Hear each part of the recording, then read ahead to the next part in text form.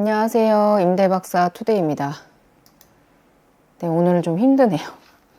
녹화를 여러 번 했습니다. 네, 모르시겠지만. 네, 암튼 오늘은 초보 중개사들이 알아야 할 업무용 상업용 부동산에서 많이 쓰는 용어 30가지에 대해서 한번 말씀을 드려보겠습니다. 네, 화면 보시면요. 네, 용어 30가지에 대해서 제가 우선 작성을 해놨습니다. 우선 권역에 대한 내용인데요. 대표적으로 저희가 3대 상권이라고 얘기하면 강남, 종로, 여의도를 말합니다. 거기에 이제 부가적으로 포함을 시키자면 판교까지 저희가 말씀을 드리는데 요거를 약자로 GBD, CBD, YBD, BBD라고 합니다. 그 지역의 이름을 앞자를 따서 약자를 만든 거고요. 비즈니스 디스트릭트는 그냥 비즈니스 권역이라고 보면 될 것 같습니다. 그래서 GBD, CBD, YBD, BBD 이렇게 나오면 이 지역의 상권을 말하는구나 라고 알아보시면 될 것 같고요. 다음번은 관리에 대한 내용입니다. AM은 자산관리, 그리고 PM은 구체적으로 건물관리이고요. 건물의 이제 재산관리죠. 그리고 LM은 임대관리, 그리고 FM은 시설관리 이렇게 보시면 됩니다. 그래서 AM을 하는 회사를 AMC라고요. 대장동 화천대유가 AMC라고 보시면 되는데 예를 들자면 그 AM은 자산운용사들을 얘기합니다. 그래서 저희가 사실 특별하게 접할 일은 없고요. 저희가 가장 많이 접하는 거는 PM, 프로퍼티 매니지먼트의 매니저들과 LM, 리징 매니지먼트의 매니저들을 많이 접하게 되는데요. PM은 말 그대로 건물을 관리하는 겁니다. 그래서 건물의 재산을 최대한으로 끌어올리는 것을 말하는데요. 가장 큰 게 공실 리스크죠. 그래서 공실 리스크를 최소화해야 되기 때문에 그 건물의 임차인들께 각종 서비스를 제공하고 그래서 오랫동안 임차를 할 수 있도록 해드리고 그리고 만약에 혹시라도 임차인이 퇴실하시는 경우에는 또 다른 우량 임차인을 유치하기 위해서 각종 계획을 세우는 걸 PM이라고 말한다. 이렇게 보시면 될 것 같고 이 PM 업무를 하는 회사를 PMC라고 하는데요. 대표적으로 이제 그룹사들이나 그리고 이제 좀 규모 있는 이제 회사들 같은 경우에는 자체적인 PMC를 가지고 있는 경우가 많은데요. 개별적으로 PMC 업무만 하는 그런 회사들, PM 업무만 하는 그런 회사들도 있습니다. 이제 대표적으로는 이제 뭐 삼성 S1 그리고 뭐 교보 리얼코 그리고 신영 에셋 그리고 글로벌 기업 같은 경우에는 이제 AM도 같이 하는 회사인데 JLL 그리고 CBRE 등과 같은 회사들이 있고요. 그 밖에도 많은 PMC들이 존재합니다. 근데 이제 공실 리스크가 가장 중요하기 때문에 그 공실 리스크를 최소화하기 위해서 PM 산하에 두는 걸 LM이라고 하고요. 실질적으로 저희 공인중개사가 현장에서 접하게 되시는 분들은 이 LM 매니저들입니다. 네. 그래서 그 자료를 뿌리시고 우리가 이런 물건들을 관리하고 있으니 임대를 좀 빼주세요. 라고 적극적으로 현장에서 영업을 하시는 분들이 LM 매니저 분들이다. 그래서 PM, LM을 저희가 가장 많이 접하게 되고 FM 같은 경우에는 팩실리티 매니지먼트라고 해서 실질적인 시설 관리를 말합니다. 그래서 저희 부동산 중개업과는 특별히 관계는 없지만 그래도 용어는 알아두시면 좋을 것 같다. 그리고 가장 많이 사용하시는 게 요 세 가지라고 보시면 좋을 것 같아요. 그 중에서도 렌트프리와 핏아웃 이렇게 두 가지가 가장 많이 쓰이는데요. 렌트프리는 월세를 면제해주는 기간입니다. 그리고 핏아웃은 최초 인테리어 기간입니다. 이렇게 구별해서 쓰셔야 되는데 그렇게 용어가 만들어졌는데 현장에서는 섞어서 쓰는 경우가 더 많습니다. 그냥 렌트프리 이꼴 핏아웃 이렇게 섞어서 쓰는 경우가 많고 그리고 핏아웃의 경우에는 보통 최초 계약 시에 인테리어 기간을 지원을 하면서 관리비까지 받지 않는 걸 말하는데 보통 현장에서는 렌트프리와 핏아웃을 섞어 쓰면서 렌트프리 기간에 관리비는 받는 개념으로 그렇게 많이들 사용하고 있다. 그래서 렌트프리 이꼬르 인테리어 기간 이렇게 보셔도 무방하다 할 정도로 많이 섞어서 쓰고 있고요. 대신에 프라임급 오피스, 저희 같은 경우에는 YBD 권역이죠. 여의도에 같은 경우에는 이것을 명확하게 구별해서 사용하고 있습니다. 그래서 렌트프리는 예를 들어 3년 계약한다. 근데 렌트프리를 한 개 준다. 그럼 1년마다 한 달의 월세를 면제해 주는 거거든요. 그러니까 11개월에 그 임대료를 받는 거고 3년을 계약했으면 원래는 36개월에 임대료를 받아야 하지만 33개월에 임대료를 받는다. 이런 식으로 계산해 보시면 될 것 같고 TI 같은 경우에는 공사지원금인데요. 이것도 일반적인 건물에는 보통은 있지 않습니다. 프라임급 오피스에만 대부분 있고요. 왜냐하면 그런 건물들은 이제 자산 운영의 개념에서 봤을 때 월세를 깎아주면 건물의 수익률이 떨어지기 때문에 월세를 조정해 주시는 경우는 없고요. 대신해서 이제 렌트프리, 핏아웃, TI 같은 것들로 지원을 해줌으로써 이제 수익률을 유지하면서 임차인에게는 혜택을 주는 방식으로 그렇게 지원금이 나가고 있는데 TI는 전용 면적당 공사지원금이라고 보시면 될 것 같습니다. 네, 전용 면적당 공사지원금. 예를 들어 그래서 이제 전용 면적이 100평이다. 근데 이제 TI가 평당 10만 원이 나온다. 그러면 얼마죠? 네, 10만 원, 100만 원, 1000만 원이죠. 네, 이게 공사지원금으로 나온다. 이런 개념으로 보시면 될 것 같습니다. 그리고 다음 번호로는 LOI, 임차의향서입니다. 임차의향서를 이제 LOI 제출하세요 라고 말씀을 하시는 경우가 있는데 이거는 임차의향서 제출하세요 라는 의미입니다. 우리 건물에서 임차사 검토해보고 답변 줄 테니까 임차인이 요구하는 조건과 계약 조건에 대해서 우리에게 서면 제출해 라는 개념이 임차의향서라고 보시면 되고요. 그로 인해서 안쪽에 들어가는 내용들이 이와 같습니다. 대상 물건 정보, 그리고 임대 조건, 계약일, 계약기간, 그리고 기타 렌트풀이나 핏아웃, TI에 대한 조건의 요구사항이 있으면 그걸 작성을 하고요. 임차인이 개인이면 서명 또는 날인, 그리고 법인인 경우에는 법인 도장 또는 명판을 찍어서 제출하시면 됩니다. 그리고 다음 번은 PF입니다. PF 대출 많이 들어보셨을 텐데요. 개인의 경우에는 담보대출과 신용대출로 나눠지죠. 그래서 담보가 있는 경우에는 담보대출을 받고 담보가 없이 신용으로 받는 경우에는 신용에 따라서 대출이 나오는데 이 PF 대출은 부동산에서 건물을 지을 때 아직은 건물이 없지 않습니까? 근데 그 건물을 지어서 이러이러한 수익성을 내겠고 내가 우선 수익자 너희들에게 이러한 수익을 제공해 줄 수 있어 라는 개념으로 이제 사업계획서를 제출을 하고 그 사업계획서를 바탕으로 대출을 내주는 것을 PF 대출이라고 하거든요. 그래서 PF 대출 많이들 얘기하기 때문에 프로젝트, 사업계획서를 바탕으로 내주는 대규모 대출이다. 이렇게 개념을 이해하시면 될 것 같습니다. LTV 담보인정 비율인데요. 이거는 건물이 담보가 있는 경우에 이 담보에 대한 얼마만큼의 대출이 나오냐 담보대출을 의미하는데요. LTV가 80%, 예를 들면 한번 적어볼까요? 이제 LTV가 80%다. 근데 건물 가액이 10억이다. 그러면 우리가 받을 수 있는 담보 대출은 8억이 되겠죠.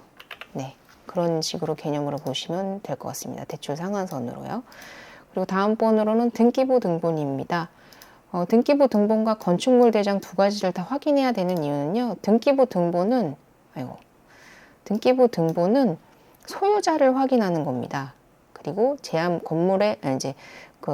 그 건물에 어떤 제한 물건이 들어와 있는지 권리 사항을 확인하는 거거든요. 그래서 소유권도 권리고 제한 물건도 권리이기 때문에 권리 사항을 확인할 때는 반드시 등기부 등본을 확인하시고 그리고 건축물의 상태를 확인하실 때는 건축물 대장을 확인하시는 겁니다.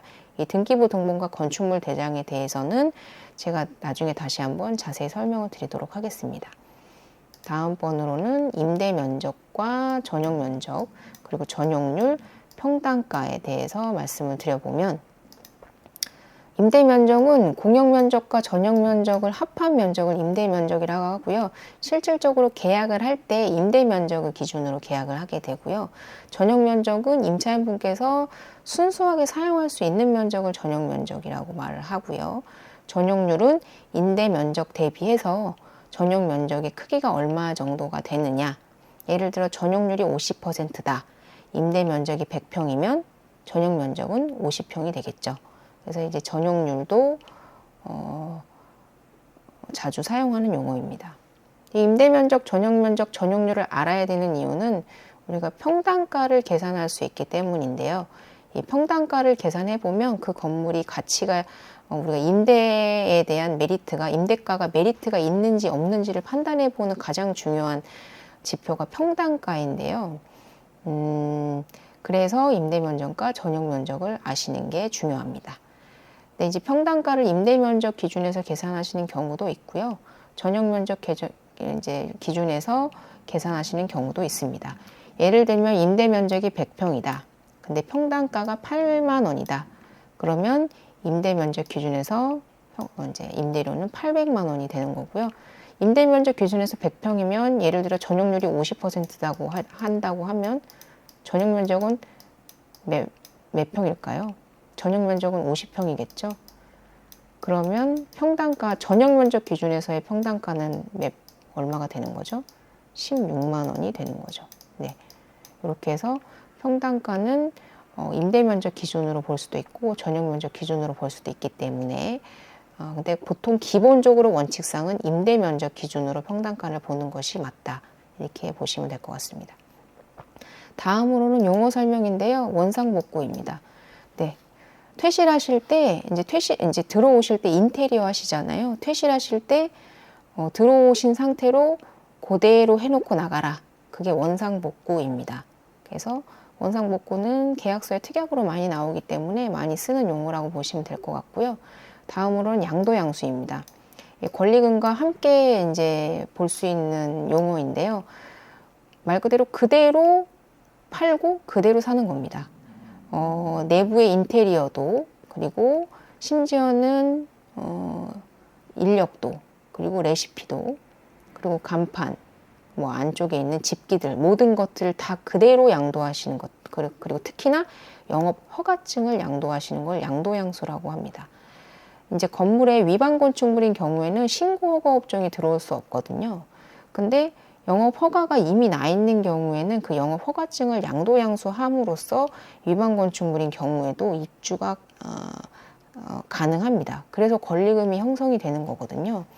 그게 이제 그래서 바닥 권리금과 시설 권리금과 영업 권리금으로 나눠지기 때문에 양도양수할 때는 영업 허가증의 양도양수다 이렇게 바꿔 말할 수도 있다고 보시면 될 것 같고 다음 번호는 보증금입니다. 사무실의 경우에는 보증금은 보통 차임의 10배수에서 13배수 정도 받습니다.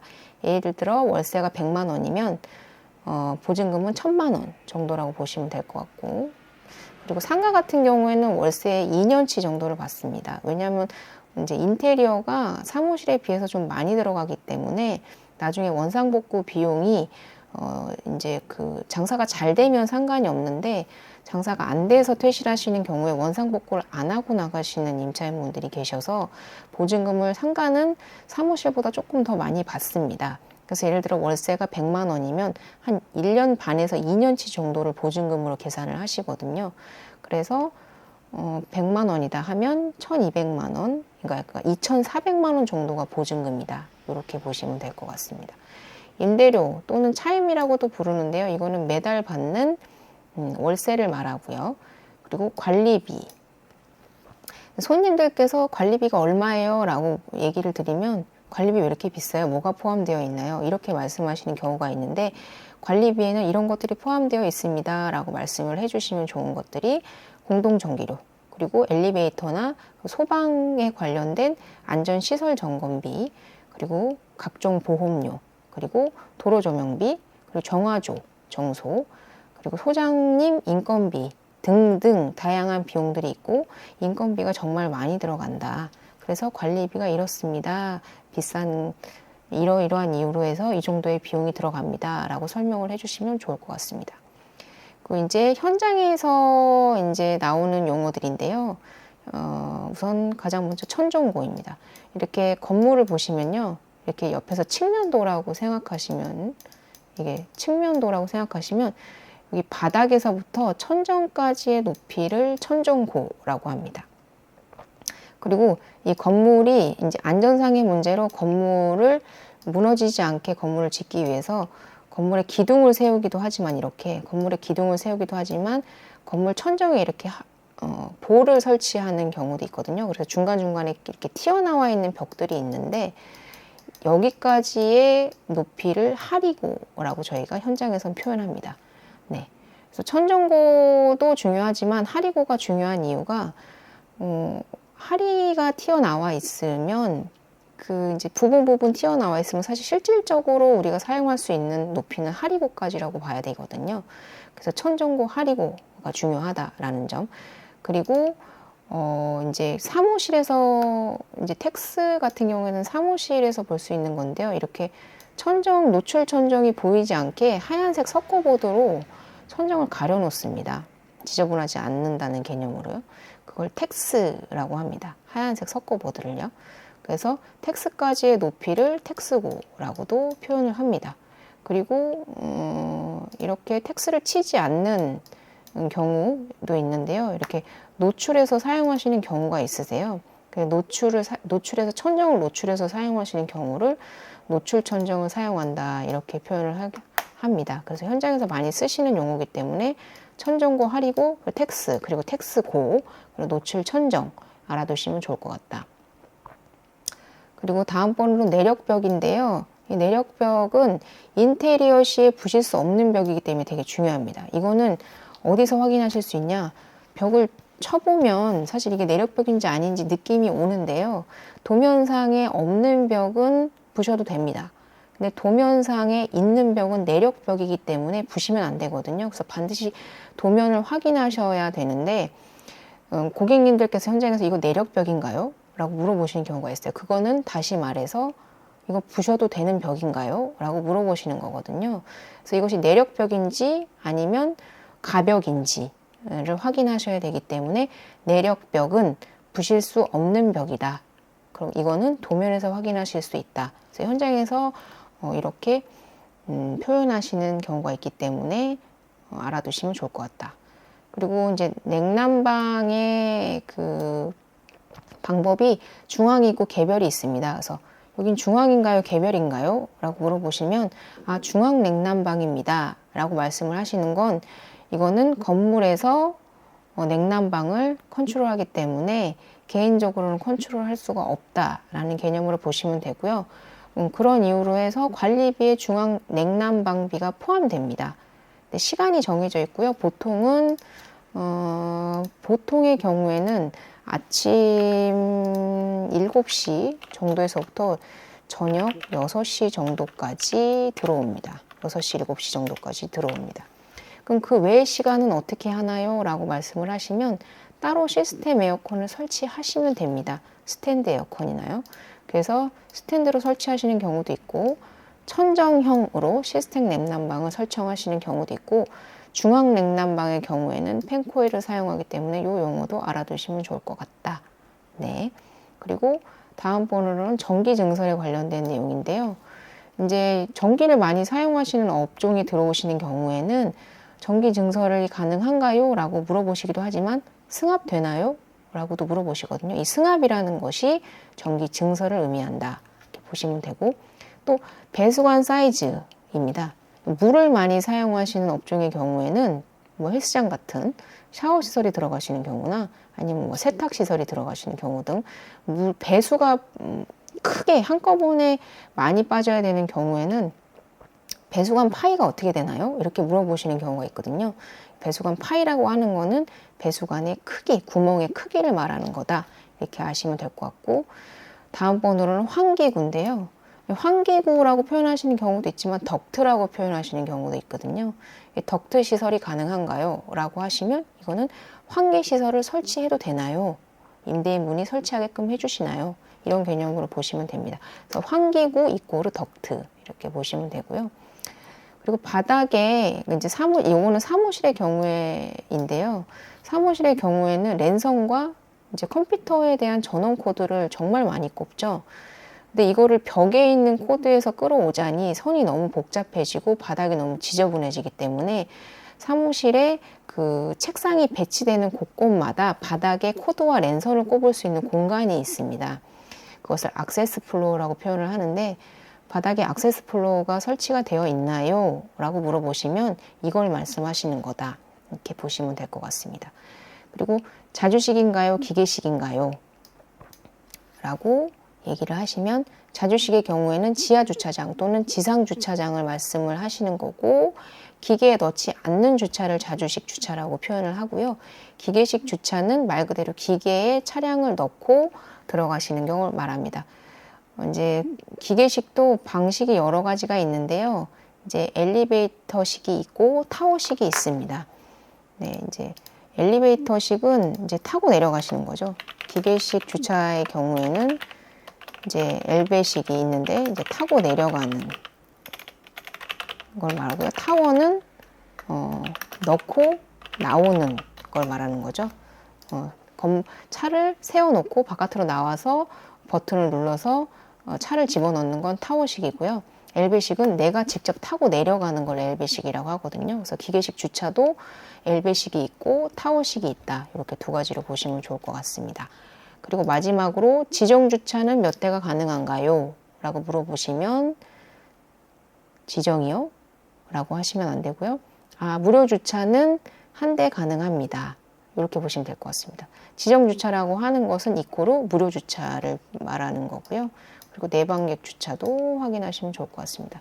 제가 다음번 영상에서는요, 고객과 첫 콜 상담을 할 때 어떤 것들을 물어보면 좋을지, 그리고 어떤 것들을 물어보셔야 되는지, 그 고객의 정보를 정확하게 파악을 해야만 그거에 대해서 제대로 된 물건을 제안을 해드릴 수 있기 때문에, 첫 콜이 왔을 때 고객에게 어떤 것들을 물어보면 좋을지, 초보 중개사 분들께서 어떤 것들을 알면 좋으실지에 대해서 한번 말씀을 드려보겠습니다.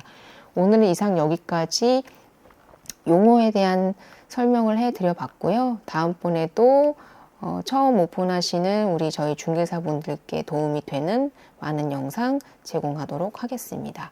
이상 임대박사 투데이였습니다. 감사합니다.